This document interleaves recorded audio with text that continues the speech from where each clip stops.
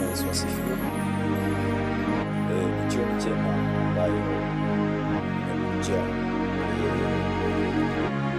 kushukuru Mungu kwa sababu ya nafasi ambayo ameniwezesha kupatia kufikisha ikiwa msimamo yake.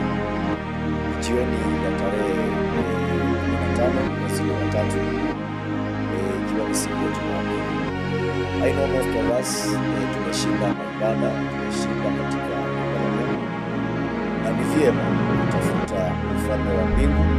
Ni vyema kuwa mtu wa kujitokeza kwenda kutukuza jina la Bwana.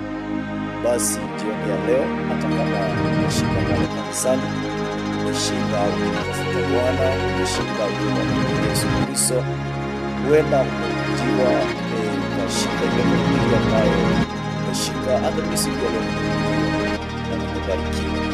Na umekuja tu jioni ya leo kupata kuhimiza, hata kama Mungu amekuwezesha kuenda mahali ulipoenda ukapata mahubiri mahali fulani.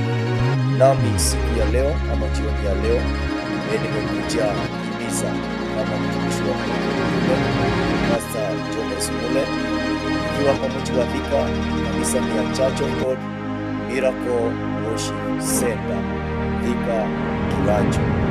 Tukiwa kwa mji wa Kimoroni, ukiwa karibu, you can join us kufanya kazi ya Mungu pamoja, tusongeshe injili ya Mungu mbele. Nashukuru kwa umbali ametutoa na umbali ametufikisha.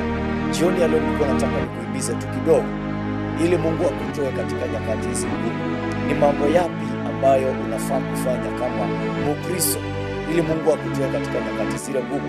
Kwa sababu kuna vitu zile ambazo tunahitaji kuzifanya kama watu ambao wameokoka, ili Mungu atutoe katika zile nyakati ngumu. Bwana asifiwe. Jambo la kwanza, kama unataka Mungu akutoe katika nyakati zile ngumu, number 1, elewa na Mungu. Mungu akuelewe kwanza. Elewa na huyu Mungu na ukue umeokoka. Uelewe na Mungu na ukue umeokoka.